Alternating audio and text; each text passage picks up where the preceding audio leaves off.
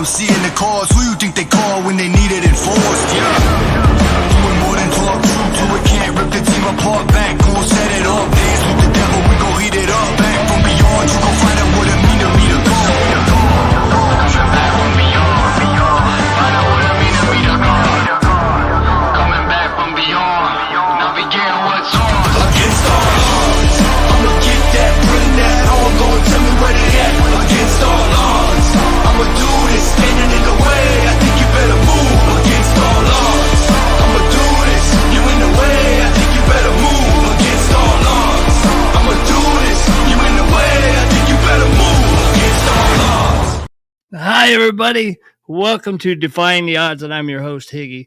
We're streaming live to Facebook, to Defying the Oddz, the page, my personal profile with the blue check, and Higgy's Defying the Oddz on YouTube. So if you would, give us a share real quick. If you're catching us live, the live button will be right here. It says live. Drop a hashtag live and let us know where you're watching from. If that button is not there, you're catching the replay. Drop a hashtag replay. Let us know where you're watching from. Hi, everybody. It's good to be here. Getting things set up. I have a great guest for you guys tonight. Defying the Oddz is my attempt to create a ripple effect of hope, inspiration, and examples of recovery from all around the country, around the world at times. You know, the people that have stepped out of the shadows to share their message of hope with other people. And in hopes that, sharing their deepest, darkest moments, that someone will find hope in that. I want to show you this video from the Super Bowl. My guest, actor Hick Cheramie, is also an advocate for mental health and addiction. He's over 8 years sober. You guys may have seen this video. Let me know what you think about this. What you doing? Just saving Kevin some money by bundling his home and auto coverage. Nice. I wonder what Kevin's doing.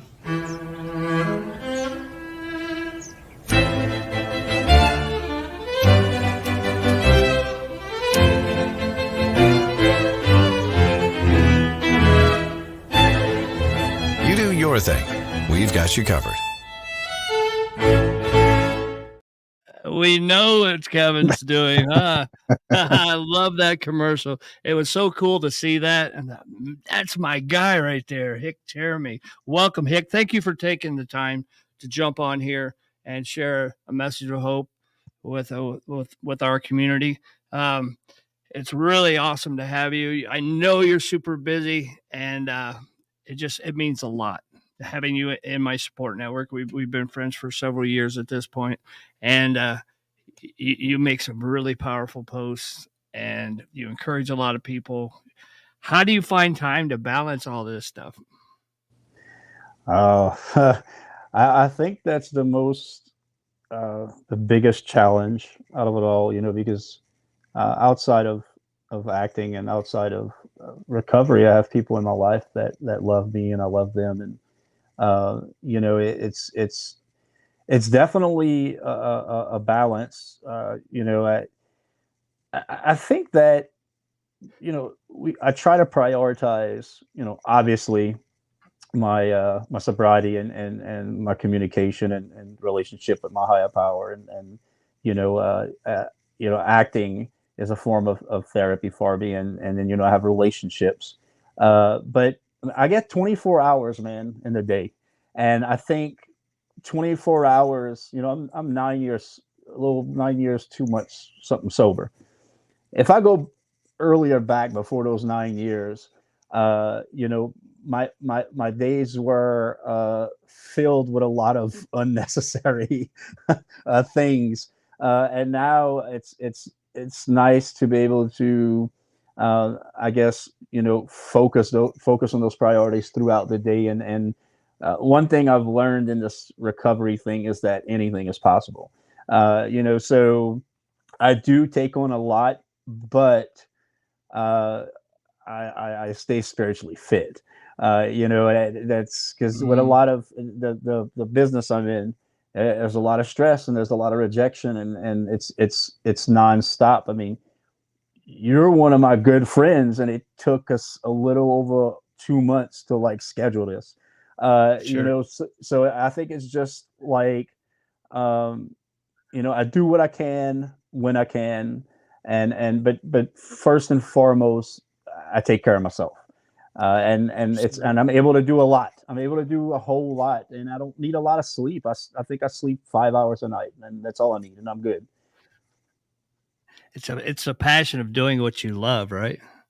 Yeah, when you have like, if you think about early on in sobriety, when you had that burning desire, and that kind of like extended into my life. It's like I was hungry for sobriety, and then I became hungry for my craft, and I became hungry to have these good relationships I have with my children and my partner, and it's that hunger never goes away, and you want to keep feeding it, and you want to keep feeding them, and you want to keep watering that, so if you yes, there's definitely drive, and there's determination. Like I said, acting is therapeutic for me. It's become a part of my recovery. It helps me to stay busy. It helps me to relieve, stress. So yeah, it's definitely a positive influence. Are you able to use some of your past experience from your behaviors in and your character defects? Are you able to apply those towards your craft and the characters that you play? Yeah, most definitely. And I've spoke about this before with other people, is that trauma, we heal from it. But I know personally, I never forgot how it made me feel, and I truly believe that we always uh, have a bit of that in us. Now, in saying that, you have to heal in a healthy way from it. So when I am using this, it has to be done in a very, very healthy way. Uh, it took a lot of practice, I should say, and it took a lot of studying and training. But I'm able to pull that up and put it right back where it goes. I'm starting to shoot a feature film Tuesday, and I have this really, really heavy scene, and it's going to take a lot, and I'm gonna have to pull a lot out of myself for it. But what's kind of cool is like the scene takes place in a group setting, like an AA meeting, and Yeah. it's not a scene about drugs and alcohol. It's a scene about post traumatic stress disorder, and this character not sleeping, and nightmares and so on. I don't want to get too far into it, but I'm able to utilize plenty things right there. I'm able to utilize, things from my addiction when I was running on no sleep, and I did have nightmares, and there was things that were horrific that I've seen, and I'm able to utilize that meeting setting, to where I'm sitting down as this character and sharing. And that's what my scene is I'm sharing. A couple months back, I had a really, really tough audition where I played, uh, I probably played the closest thing I've ever played to me.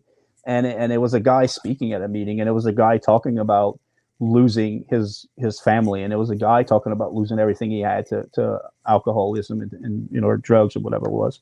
But I think it was alcohol. It's all the same thing. Uh, and let me tell you something, man. I went back, and it wasn't hard to cry. It Right. wasn't hard for me to start tearing up, and I'll have to send you and Jason that actual audition. I'll still have it. I would love that.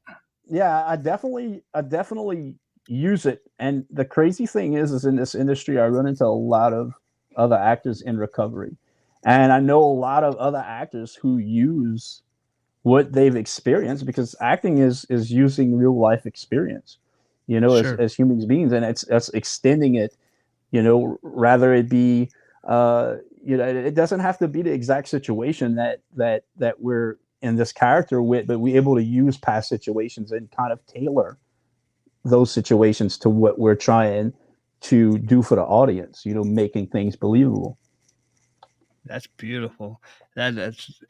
That's definitely a talent that you have Um, so take us for a walk down memory lane. What was it like for you growing up, and where did you start experiencing your addictive behaviors? Where did it all begin? Well, the environment I grew up in was an addictive environment. I had both parents and many family members battled alcoholism and drug addiction. So I kind of grew up around it. And I talk to people about this, and they're like, and I talk to some normal people, as I would call them, who are Sure. like, yeah, I grew up around it too, and it made me not want to be like that, right? But Hmm. for me, it was teaching me how to cope with like life on life's terms, uh, and I've always said this, that I must have missed that part in school where they taught you how to love yourself, because that was something I Right. didn't really figure out until I was like, my mid 30s, late 30s, maybe. Uh, For sure. but so I grew up in that kind of environment, and it was the only way I knew how. And, of course, I don't want to go into war stories, but it ultimately led to intravenous and heroin addiction. And it Sure. ultimately led to pharmaceutical addiction. And then, when I decided to, the funny part is I went completely backwards when I decided that pharmaceuticals and opiates and benzos and all the other garbage was after 20 something years, I'm going to get off of it. And I went cold turkey, and then ended up an alcoholic for 5 years. So most You people start just with traded alcohol, one and addiction for another, right? and that's all it did. It was a substitution to help me from getting dope sick. And I became a professional alcoholic. I nearly drank myself to death. So I mean, that's kind of my story. And then in that time, in those 20 something years, I ruined everything I touched, including my life. I've failed many people, including myself. Sure. Broke relationships, and ended up homeless, and being a thief, and being a liar, and being manipulative, and all these character defects that come along with the wonderful world of addiction. Uh, you know, but in saying that, I got this opportunity to where I found myself, 9 years and 2 months ago on a December Monday morning. And to be honest with you, it's funny how who I choose to call my higher power God works is, you know, all the opportunities and detoxes and rehabs and being homeless and being an addict, and all these things that happen in these 20 something what years.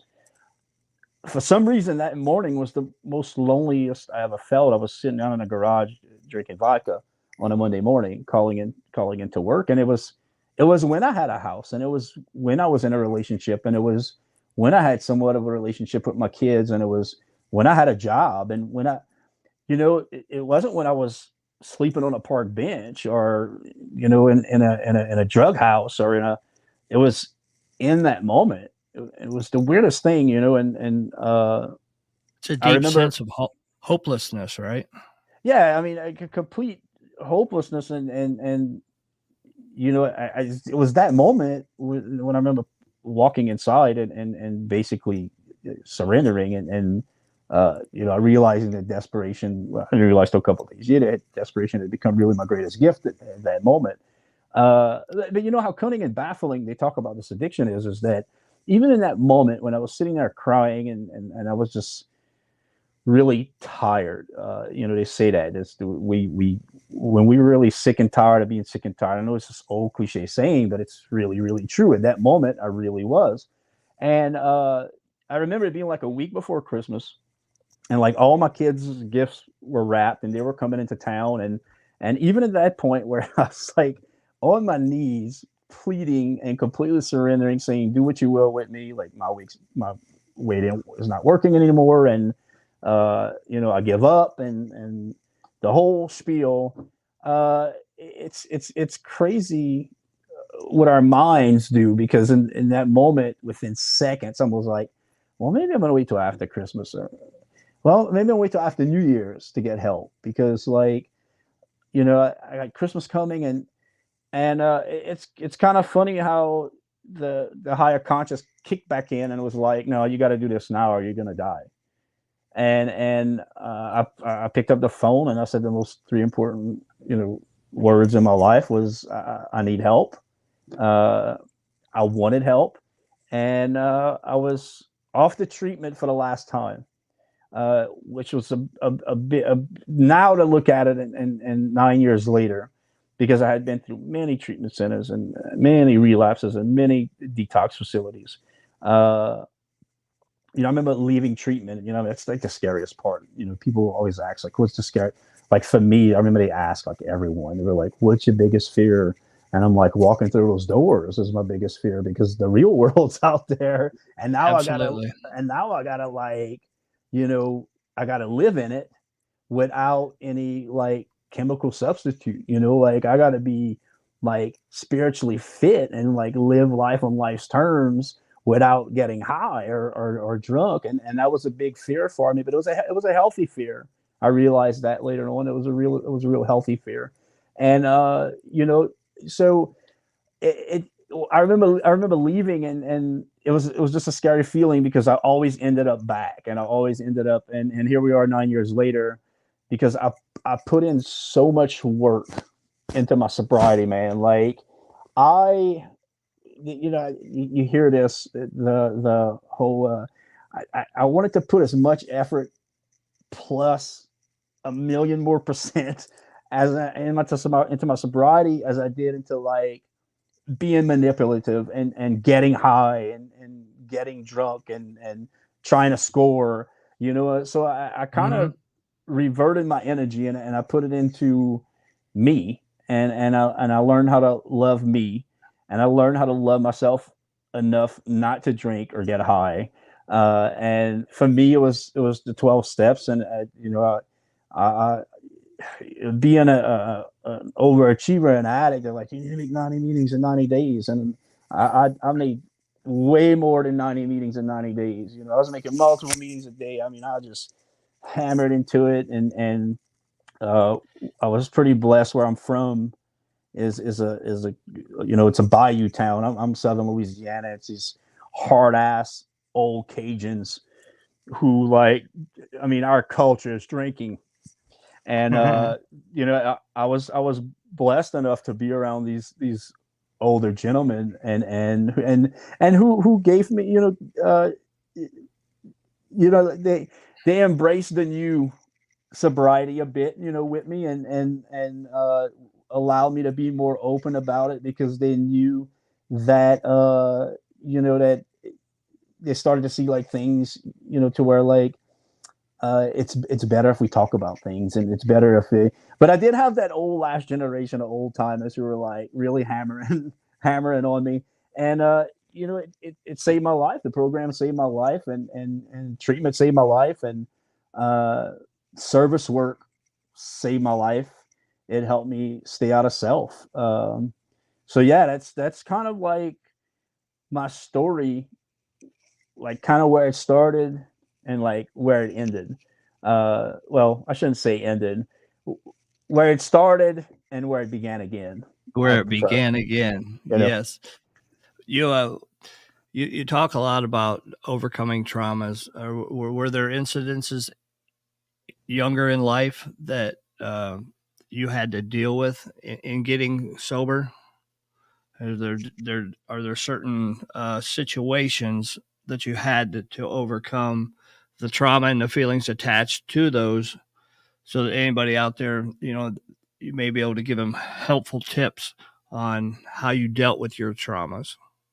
Yeah, like one thing was, the fear of being a healthy partner in a relationship, because my father was a bad drunk. I mean, he drank, he got real mean, and my mother was a drug addict. So there was this constant but what I had to learn was that I'm not them, and I had to learn that they were sick, just like when I was sick. So sometimes I feel like that we obviously organically grow in this environment, this really toxic, negative environment, and then we start to doubt ourselves. We start to doubt ourselves. Will we ever get past that? Can we be better than that? Because sometimes it just it sticks with you so much, the trauma, and you have to realize too, and for me, dealing with trauma is that doesn't define me for the rest of my life, right? It doesn't define me for the rest of my life. I've seen some horrible things, and I feel that a lot of people that I encounter who are dealing with past traumas tend to really hold on to trauma. And it's I'm not saying it's easy to let it go, but there's ways of working through it. And as long as we understand that that is not who we are, that is what happened to us, right? And Right. I feel like sometimes that people get that crossed. They think that's who they have to be, and they think that's who they're stuck being, Right. and they're not. That doesn't define who we are. You were talking about your parents using when you were growing up. How were you able to break out of that cycle of addiction? Was it just a sudden aha moment, or like I know that you lost your mother to overdose when you were younger, right? Yeah. Oh, actually, in 2012. Oh, I was. 2012. Yeah, I was in my last 2 years of addiction when I lost my mother. Now, my That's mom left. My mom left when I was younger. So my dad raised us like from the fourth grade okay. up. But my dad was a dry drunk. My dad went to treatment. He had like, I remember, 4 slips in between when he went to treatment in '86 and when he passed away. But he how should I say this? He never stayed really spiritually fit. I mean, the work it takes, right? I mean, Yeah. the work it takes, and you got to put that work in every day. So um, yeah, my mom. I remember when in 2010, my mom and I's relationship. The only relationship we've ever had was with pharmaceuticals. Okay. Which she had a pain management doctor, and I got tied into that, and that was our relationship. It was getting high, and I remember, and this is years before I got sober, but I remember being so tired of seeing her the way she was living, and I was living the same. And I left one day. I'll never forget this. I was staying with her, and I got up and I went look in the mirror, and my pharmaceutical addiction was out of control. And I remember going look in the mirror, and I was like, I, I, I can't do this no more. Like, this is how I'm going to end up in my life. If I continue to do this, this is what I'm going to end up doing. And this time I had 2 small children, and I found myself making the same mistake she did. Right? I'm finding myself like not having anything to do with my kids, constantly just getting high and getting by and being manipulative and doing whatever I can to to feed my selfish needs. And God bless my father. I called him up and he came get me, and I went to stay with him, and that's when I started coming off of the pharmaceuticals, and that's when I was like really sick. And I remember a good 30 something, almost 40 days. I 40 wouldn't days. I couldn't shake back, man. Like I couldn't shake back, and it was the weirdest thing. I remember walking to the grocery store that right next to our house, and it was I'll never forget this. I was so like out of my skin. You know what I'm saying? Like, of course, like a lot of the diarrhea and all that stuff. But my antihistamines, like my son, that was still all messed up, and there was still like a jittery about me, and I just now I know what it feels like to feel normal. But Right. at that You're time, like crawling. I was still seeking like this ease and comfort, like, and I went to the grocery store and I saw a 12 pack, and I was never a big drinker. I mean, I had drank, but like I was never a big. Of course, we don't see ourselves as being somebody that's addicted to something, But I knew I was addicted to pills at that point, and opiates and other pharmaceuticals. And I bought a 12 pack of Ice House. Like, The who Ice does House. that? Like, yeah, like Ice House beer, And I was like, it was all Just I had the cracked money one for. open, huh? Yeah, it was all I had the money for. I was like, I forgot how much it was. You see, I can't even remember how much a 12 pack of beer costs now. And that's what's beautiful about sobriety is that it's not something I pay attention to anymore or care about. Right. But I picked it up, and I remember walking back with this deal, and man, I remember drinking it, and I remember it like that feeling like slowly like going away. I'm like, oh, there's a little relief, I got that little warmth in my brain and like up here going the back of my neck and in my head. Yeah. And I That was like, warm feeling in your stomach. Relief. so yeah, so some relief, that warm fuzzy feeling. And I continued that for 5 years. The beer didn't last long. I mean, Jesus Christ, I was drinking Night Train, and then it went to Taco vodka, and then it was like almost, it was just this ridiculous amount of vodka at the end of the day. And my pancreas was failing. They were like, you're gonna die, and that's what's crazy. Like the doctors were telling me like, you're gonna die. And I would leave the doctor's office, and the first thing I would do is Drink. pound down vodka. The insanity of it, right? It's like Right. it's nuts. I mean, last year I went through a surgery, and they were like, "Yeah, if you keep your shoulder, it's going to keep getting worse." And I'm like, "Well, let's fix it." Like I wanted to listen to the doctor. I was like, "Let's fix it," which was challenging because that was something that I had to do without narcotics. And it was a challenge to have a major surgery. Well, I won't say major, but it was a pretty big surgery, and sit down and be like, okay, we have to have some kind of like pain treatment plan. And it ended up being like this really cool ice machine that like wrapped around my shoulder. So I did that without narcotics. But I listened to my doctor, a good doctor, so it's, yeah, man. I mean, I didn't know I would go from, pharmaceutical to like full blown alcoholic. I did it completely backwards, but I do remember in that moment, like not wanting to live like my mom had been living, getting back to where this conversation started. And, like I said, I spent the next 5 years as a heavy drinker. And then, one day I woke up and I just realized that I was not a good person, and I wasn't a happy person, and that, I was better than this.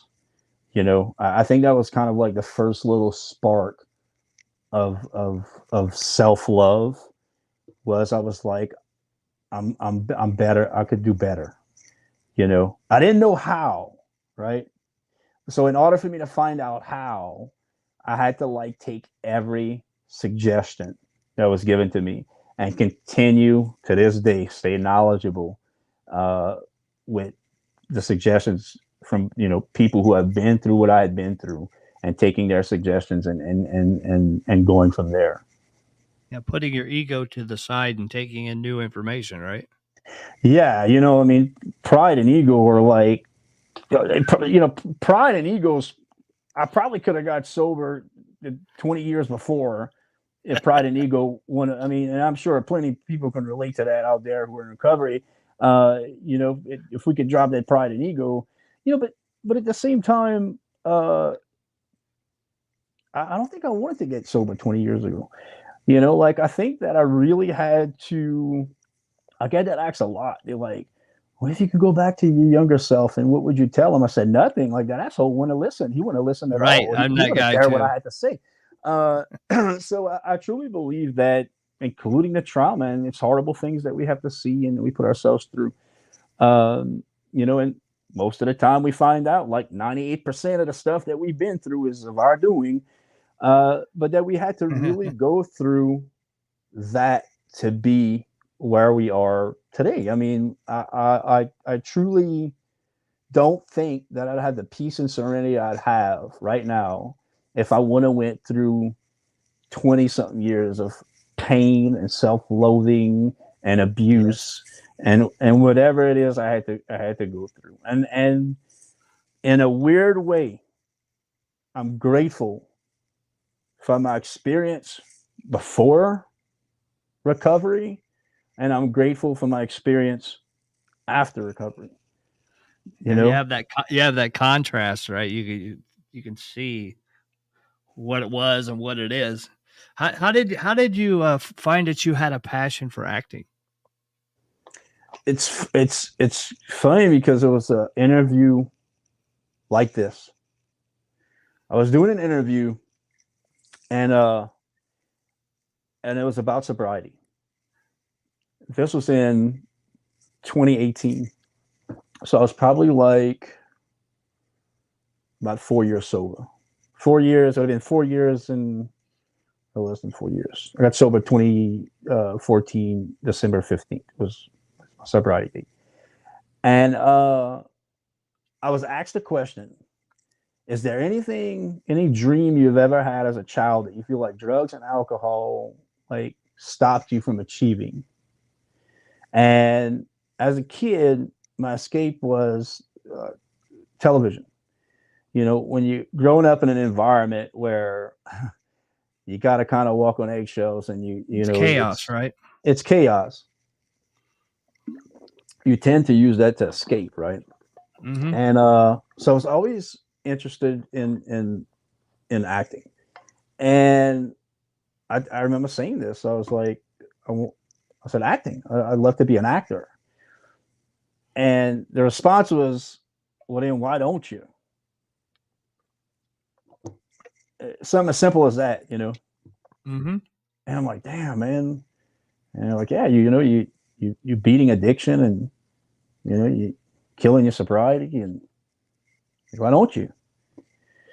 And for some reason, I kind of let it go for that moment, but later on, it like really started to resonate, and I think this is like, and I'm sure a lot of people can relate out there with maybe any situation or thing that they wanted to do in their lives that maybe this disease like stopped them from doing. Is I think we get to a point to where like we really start feeling good about ourselves. Mm-hmm. We really start trusting more of ourselves into things that we are passionate about. Because, I mean, let's be honest, when we in the middle of active addiction, there's no passion, none whatsoever. There's no passion. There's no compassion. There's no empathy. There's no we don't feel that. We don't know what that is. Like, I didn't know what that was. Like, I had to learn everything all over, like sometimes for the first time, because I was at almost, in my mid 30s, and it was like, there was things I had never felt before. Right. So I think we get to a point to where like we start to really believe in what we're capable of doing, and we start to like look at what we've overcome, so I think we get this like maybe more sense of a healthy confidence. And it's weird, how God works, man, because like 2 weeks later I get this call from a makeup artist, and she says, we're doing this like B movie, this horror movie, and like we need somebody to play a homeless person. And I'm like, perfect. Like, I was homeless. Like, I could do this, and I Sure. had a beard, and I'm like, I could do this. Like, I could do this. I know what it's like to be homeless. And, at the time I was pretty scruffy, and I'm like, I kind of feel like I look it a little bit, I was like, I could do this. So I did it. It was fun. And while I was on set, the guy I was videoing was like, man, you really look good on camera. The director was like, you take direction really well. Like that was perfect. Like you did that in one take, and that's exactly what I was looking for, what I wanted this person to look like, this character to look like. And this this casting company ends up getting my photos, and I go and I make a profile on it, and then I'm driving home. It's October, Halloween day, and I'm driving in 2018, and I get this call, and they're like, can I speak to Hick Cheramie? Now, everybody that grew up with me called me Skip. So Sure. that was my thing. It was Skip, Skippy. They call my dad Skip, Skippy, but my real name is really Hick. Like that's my real name, and I didn't really start using Somebody's that name. calling you by your government name. Yes, and that's what I said. I was like, What do you want? Yeah, man. I was like, I was kind of like, is this somebody that's just coming, something I did that's coming back to bite me in my butt? Like, Right. This is the government, the cops, they're the ones who called me Hick. Like, who do I owe money to? Yeah. Is there a warrant that I don't know about? But so she was like, this is so and so with so and so casting, and we'd like to cast you on NCIS New Orleans, which was a CBS show at the time. And I played a prisoner, which was easy because I did that, and I got a little airtime. And I was driving home, and I'm like, this is it. Like that was my 15 minutes, and but I fell in love with the process. I fell in love with all the moving parts of a set, and I fell in love with watching the main actors like do their thing, and I was like, this is gonna be it. And the phone rang again. And I moved into like more, instead of background work, I moved into like featured work. And then the phone rang some more, and I ended up standing in for actors. And then I was on set one day, and it was just brought to my attention. They were like, well, what you doing next? And I was like, I don't know. I was going to lunch. And they're like, no. Like, what you doing next with your career? Like, I was like, I don't know. I was like, I really think you should study acting. So I made a commitment, and I started studying acting, and I studied in some amazing people, amazing teachers, and Jeremy London being one of them, who's absolutely amazing. And I studied under him. I studied under this guy Billy Slaughter, and a lot of great people. And I started studying and really honing my craft, and really learning how to use my life experiences within my craft. And I remember I was 2 weeks into acting class, and this director, Erica Summers, she gets in touch with me. She's like, I have this movie, and I had saw the casting thing for it, and I kind of sent for it, and she gets in touch with me. She's like, you're perfect for the role. And I was like, what? And it was a major supporting role in this film, and it was an independent film, and this is my first time on set, and the first day I'm with Tom Proctor, who's in like Guardians of the Galaxy, and all these filming, brilliant actor, and him and I have a scene together, and that's my first speaking line. It was my first time ever in a scene, and he's torturing me, and I was like, this is easy. I can relate to being tortured. I used to do that shit to myself all the time. So I did the movie, and I actually got my first film. I got this film festival in LA. I got nominated for best supporting role with it was Tom Proctor and Michael Dudikoff, the American Ninja. I was like, this is cool. And from there, it went on to lines with Bryan Cranston and working with Will Smith, and it kind of just kept going and going, and it's still going, and it's right here. It's kind of it's a little surreal sometimes, and I remember I was just touching a little bit on my addiction and feeling not worthy. We discussed about not feeling worthy, and I didn't feel worthy for a long time.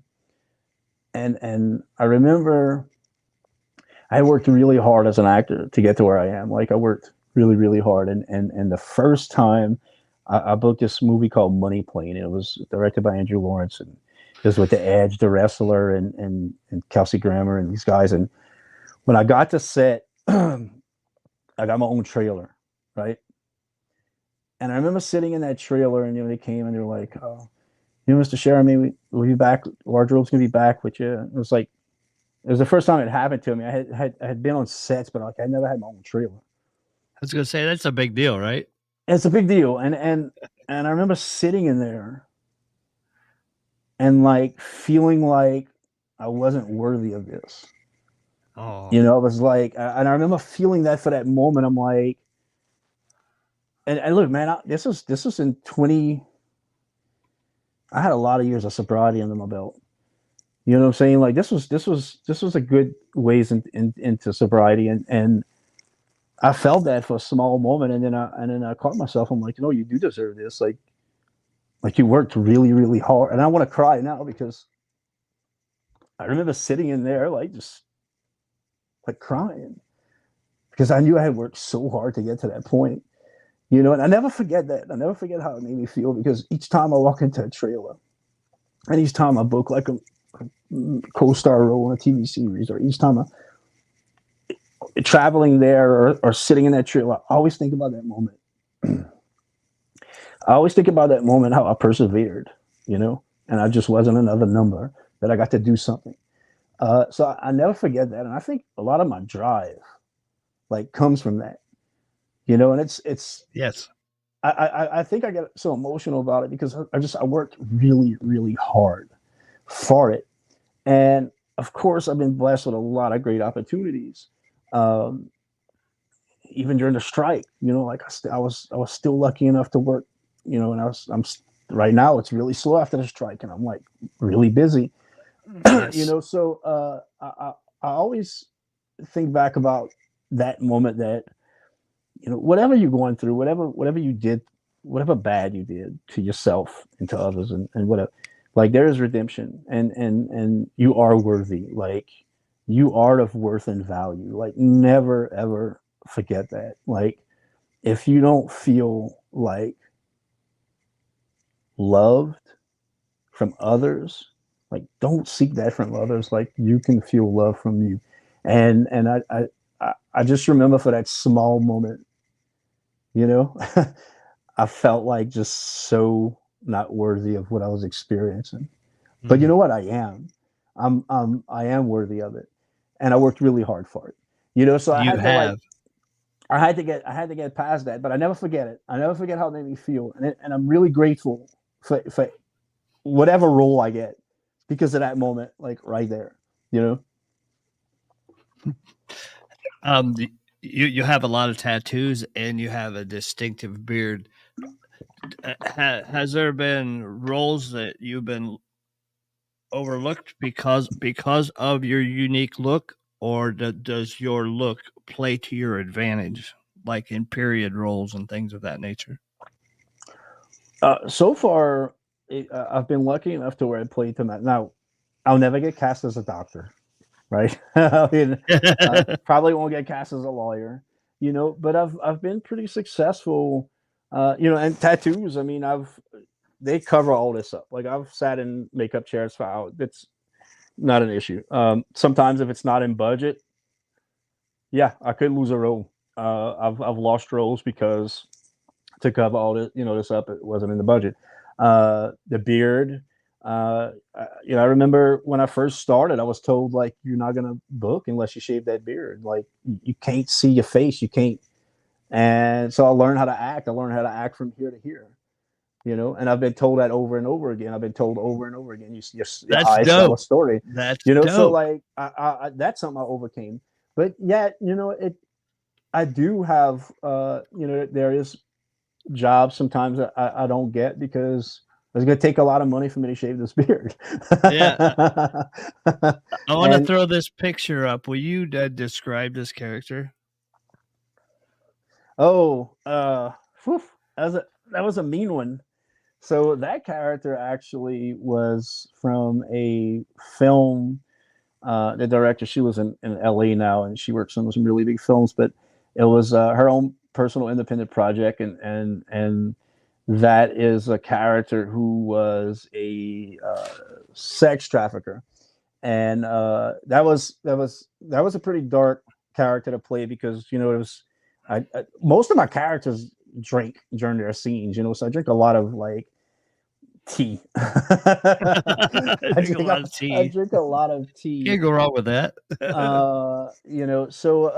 Yeah, that was a really dark character for this film called Sinistry, and he was a character that was very dehumanizing, which you know me as to where maybe some people aren't watching know me, like I'm a very soft and I try to be a kind person.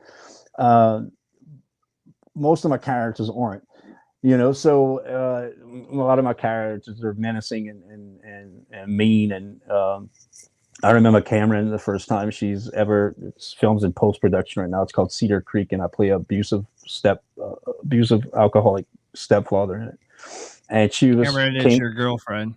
yeah, Cameron's my partner, and she came with me to set that day, and she had never heard me like raise my voice, so she got to see me be like this abusive, like. And I remember like after we did the scene, like I looked at her in the corner of the room, and she just had this like like deer in the headlights look, and because it's opposite of what I am in real life, Sure. but yeah, that specific character was he was a son of a gun, man. He was a bad dude. I want to throw this visual up. This is from last year's Super Bowl. He Yeah. gets us. This is powerful. This is powerful. How was it to make this and see? This is the most watched Super Bowl commercial. It was replayed over and over after the fact, and you to be seen by millions and millions of people. How did that feel? It was You're on billboards and stuff around the country, right? yeah. It was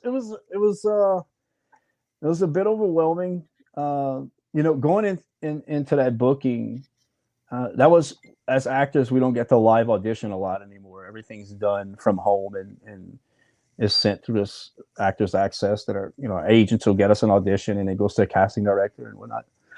But this one was actually a live audition that I got to go and like just go off on like this other actor and audition for this. And it was kind of cool because like I think I was on the way home and I got the email like, hey, you booked a part. But at the time I didn't know it was a Super Bowl commercial. Like I had no clue. Hey, Like Mike. I was just like auditioning for a commercial. And I didn't really know like the whole, I don't know, like meaning behind it. And then what happened was I caught wind that it was for He Gets Us. So, but still not knowing it was a Super Bowl commercial. So I get called up and they're like, look, you need to go do your fitting. So I drive into the city and I go and I'm getting my fitting done. And while I'm getting my fitting done, the woman who's like fitting me, she's like, she's like, this is big. And I'm like, how big? She's like, this is a Super Bowl commercial. So as an actor, like one of an actor's big goals is to get a Super Bowl commercial. Like it's huge. Like you get a Super Bowl commercial, like so huge. It's huge. And I got it. And I remember walking out and Cameron was like about a car and I went find her. I was like, hey, this is a Super Bowl commercial. And she's like, what? I'm like, this is a Super Bowl commercial. So yeah, that's when we kind of found out it was. What I didn't know was that my particular scene would be used as like a YouTube thumbnail, and it would be the billboards, and it would be in the magazines, and it would be. So the night of the Super Bowl when it aired, my phone just started like blowing up, and then the next day, like all the articles came out, Yes, because there was a lot of like negative feedback about the commercial, and there was sure a lot of positive feedback, but there was a lot of negative, and like my face is coming up in these articles like where they're just trashing this commercial, and then my face is also coming up in articles where they're praising the commercial, and people reach out to me, like a reporter reach out to me like, so like how do you feel about, and I'm like I'm just an actor like doing my job. Like my political views, I'm in no place to sit here and talk about my political or religious views. Like, period. Like I have It's a not job to your do. yeah, it's not your arena. I don't need no soapbox to get on and say this is what I believe in. But you know, it was a wonderful experience, and I wasn't expecting it to be like on billboards in New York and Las Vegas. And, you know, I was filming a TV pilot last year, and that's one of Cameron's friends was in Las Vegas, like on vacation, I guess, like driving down the strip and sent her this big picture, and there it was. And so it was a little trippy, you know, it was a little crazy Uh-huh. to see, but definitely feel fortunate. Definitely feel fortunate. That is so cool. I'm happy for you, man. 2 years in a row, 2 Super Bowl commercials. Yeah, And this one I didn't they're know. both great. This one I didn't know was playing. The commercial you started out with, I didn't know was playing in the Super Bowl. I was watching the Super Bowl and I started getting messages. They were like, "Hey, Super Bowl's playing like all of the East Coast, like in the eastern part of the United States during the Super Bowl." I'm like, "What?" And somebody sent me a video of it, and I'm like, "Oh, that's cool." Like I didn't know that was a nice surprise, you know. And That looked that like that fun, though. yeah, that commercial was fun to do. That commercial was really fun to do. That commercial and the we were talking about this before the Evangeline film that I did. I wasn't supposed to do like either one of those things. I was supposed to take a break because I was getting shoulder This surgery. one? This one? That one. And I remember my kids and Cameron. I was like, I'm not gonna do anything. I'm gonna take it easy, and because I'm having this shoulder surgery, and I couldn't help myself, man. Like the Evangeline one came up. I found out it was gonna be a homage to like my Cajun heritage, and I got to do the whole film in French. So that was like really important to me. You know, That's such a huge accomplishment all by itself. it was, and a very, and then the commercial came, and I did the commercial. I think it was before I filmed the Evangeline film, and that was supposed to be the last thing. And then I took on the Evangeline project. But that, you know, was the most challenging role of my life because, like, as an actor, I'm like, I have to speak another language, but also present that as like real life experience. And I don't know about like anyone else, but I could tell you like this in English, like I'm sad, but to do it in another language and like make myself look like it or make myself angry while speaking another language, it was quite difficult. You know, God bless the dialect coach who was on set with me, working with me. But yeah, that was a pretty challenging one. They'll be out hitting some major festivals at the end of this year. What about making this? I just started watching this series recently. Mayfair Oh, Witches yeah, that was my first AMC co-star role. That was co-star. Woo wee. yeah, that was a really good experience because the director was Michael Uppenow, who like directed West Wing and stuff. So I got some direction from him, and That's a big um, deal. yeah, man, it was. I've been really blessed, man. I've been you know, character. I think character, and I don't owe all my character to my sobriety, but I feel like character goes a long way in this business, and I've gotten jobs just because of my walk, you know, just because of my character, and I owe all of that to my sobriety and God.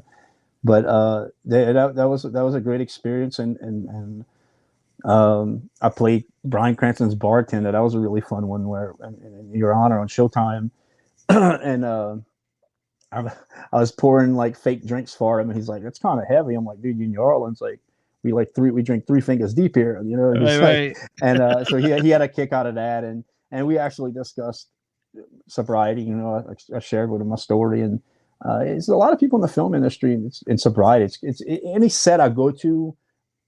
People are very aware of who I am because of the exposure, and so they know. I mean, so like I had hair and makeup. People come up to me like, you know, I know you sober. Like I'm sober too. Like, you know, I'm a friend of That's Bill cool. W. Or I'm a friend. So it's kind of cool, you know, like to just to run into other people in the industry who you know have recovered. You know, And and you're welcoming, and it makes people want to, you know, share with you, and you know that just carrying the message on a daily basis, and you know that's such a powerful aspect for our program, isn't it?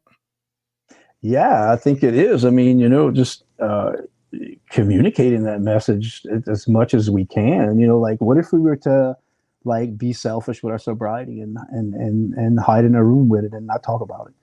Right. How many lives do you think would be lost? I mean, that's the reality of it is that, how could someone out there know that this hope, the strength and hope that we have, that we achieve, is possible if we keep it to ourselves and we lock it away, right? I mean, really, so I mean, there was times in my Washington State. I used to live there actually. Yeah. Like how selfish are we to I knew a lot of people in early sobriety who didn't speak about their sobriety. I think coming into sobriety is where we have to be the most honest, not only with ourselves and with others. So if I go around not, if given the opportunity to not discuss my strength, hope, and courage from Mm-hmm. where I was, what it was like, and like what it's like now, like, am I not being honest? I mean, I think me being thoroughly honest is being very open about my story and very open about what I went through and how life is now, because I want that for him, her, they, whoever, Uh-huh. you know. Absolutely. Yeah. And I was thinking, what a beacon of hope in an industry where it seems like substance abuse is glamorized, it's drinking, and to have a solid role model for sobriety in pivotal positions in your industry it's got to be very beneficial for those around you. Have you had other individuals, talk to you about their issues, and maybe you was able to direct and guide them based upon your experience in overcoming addiction? Oh yeah, you talking about in the industry? Yes. Oh yeah, man. Yeah, definitely, definitely. And I know people who are sober to this day. So I mean, that's how beautiful is that? You That's know, dope. That's really beautiful. how beautiful it is for someone to have what you got, and they say that to keep this we got to give it away, right? To keep this we have to give it Absolutely. away. So yeah, man. There's absolutely people who were ready and they put in the work and they did what they were supposed to. There's some people who weren't ready and didn't. That's all up to them, right? I mean, it's their decision. Mm. But I think that any chance that God can put you in front of someone who may be open about what they're going through and what they're experiencing, and if you can offer a little bit of strength, courage and hope in their direction, and maybe share, for like I said earlier, what it was like, what happened, what it's like now in your life. I think as humans, it's our job. Like it's it's our job. Like why Absolutely. wouldn't Give we? hope. Like, Yes. why wouldn't we? And I know back in the day, it was in a closed room filled with and filled with cigarettes and plenty coffee. But and that and that worked for some. I just truly believe now that thank God for platforms like you and Jason have, to where you can get it out there to on a platform with a big audience. I wonder if Jason watched this tonight. He was thinking it was an 8. I Um, haven't seen him in the comments. but That which I thought was pretty cool. What him and his the one with him and his father did. was really cool. Yeah, man. Because I wish my father was alive, and a conversation that I can have with him. But yeah, like to have what you have and to be able to do this, man. It's a beautiful thing, and I think you're doing a great job. And just never forget. I told Jason this once, like never forget your why. Like this is your why. Absolutely.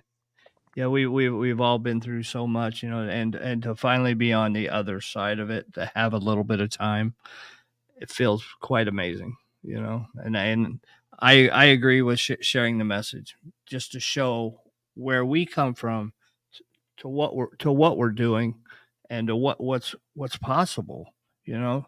Um, I want to touch on one thing. You know, we're at 1 hour right now. Your taste in music. What kind of music do you like? I think anyone who knows me knows I'm a deadhead.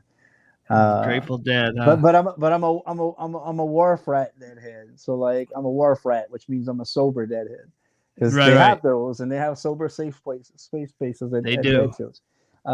Yeah. So yeah, big deadhead and blind melon, and I love a lot of old music, like Allman Brothers, Can Heat, and I'm a hippie man.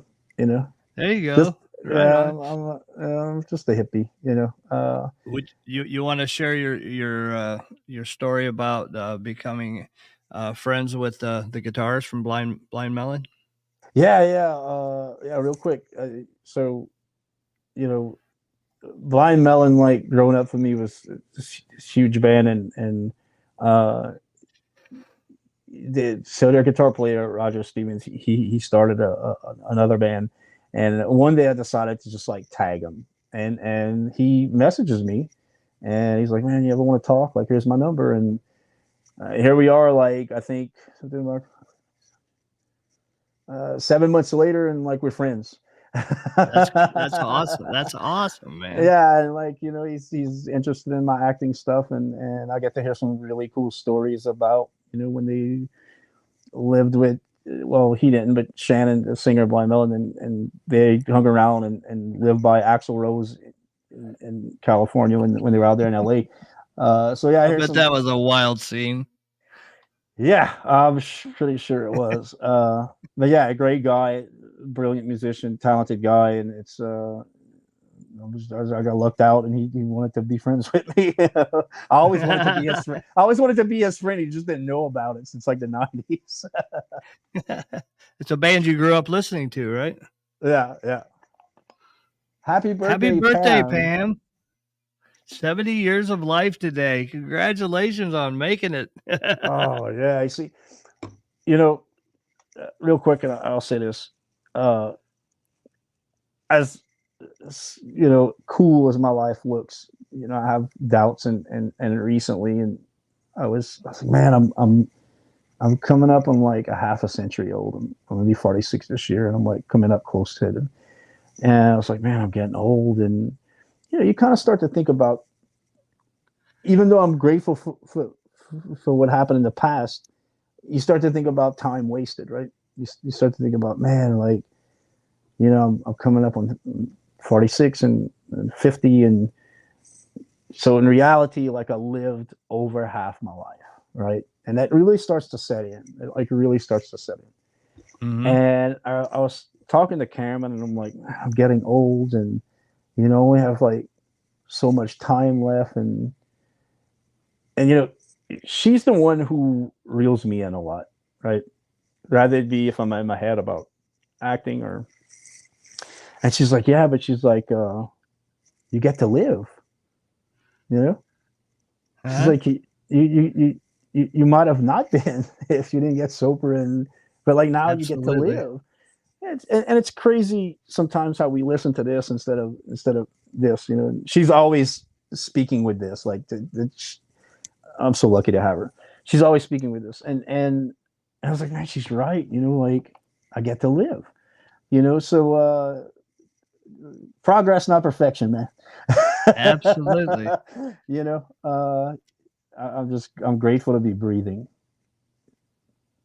Lola is killing it. Lola is killing it. Lola is she's about to take nationals on again, and then she's heading to Malta to take worlds on again.